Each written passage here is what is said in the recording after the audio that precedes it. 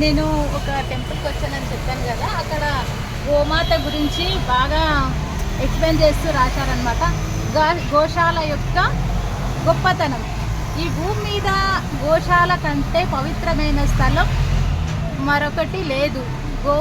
గోవుల కంటే గొప్ప మరొకటి లేదు. గోశాలలో కూర్చుంటే పుణ్యం, గోశాలలో భజన చేస్తే పుణ్యం, గోశాలలో నిద్ర చేస్తే పుణ్యం, గోశాలలో భోజనం చేస్తే పుణ్యం, గోశాలలో శుభ్రం చేస్తే పుణ్యం, గోశాలకు వెళితే పుణ్యం, గోశాలలో ఏదైనా శ్లోకం పురాణం చదివితే పుణ్యం, గోశాలలో ప్రవచనం వింటే పుణ్యం, గోశాలలో ఏదైనా పూజ చేస్తే పుణ్యం, గోశాలకు ఏదైనా ఆర్థిక సహాయం చేస్తే మరింత పుణ్యం. గోశాలను ఏం చేసినా పుణ్యమే.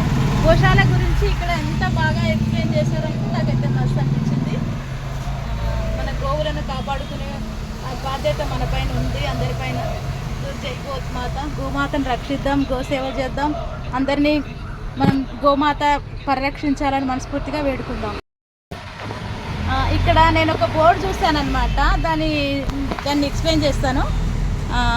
ఏంటంటే గోమాతలకి గర్భవతిగా ఉన్నప్పుడు దయచేసి ఆవులకు బియ్యము, వండిన బిల్లము, అన్నము, అరటి పండ్లు, చపాతి మరియు బొప్పాయి లాంటివి తినిపించకండి అని చెప్పి ఇక్కడ బోర్డు పెట్టారనమాట.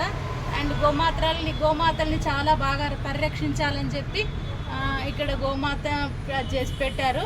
నాకైతే చాలా మంచిగా అనిపిస్తుంది. ఇక్కడ ఉన్న చదువుతాను మీకోసం ఇప్పుడు నేను.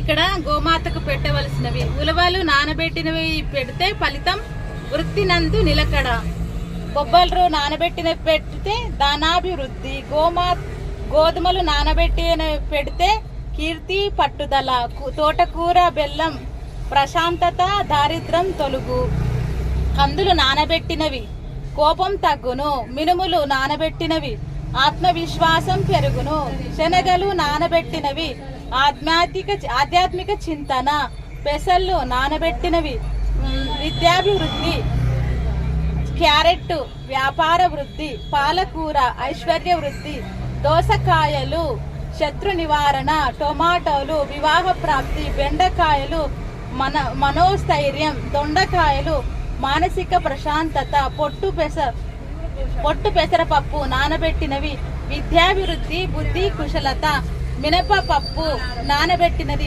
ఆరోగ్య ప్రాప్తి. ఇవన్నీ ఫలితాలు ఇస్తాయంట ఒక గోమాతకు మనం ఫుడ్ అందించడం.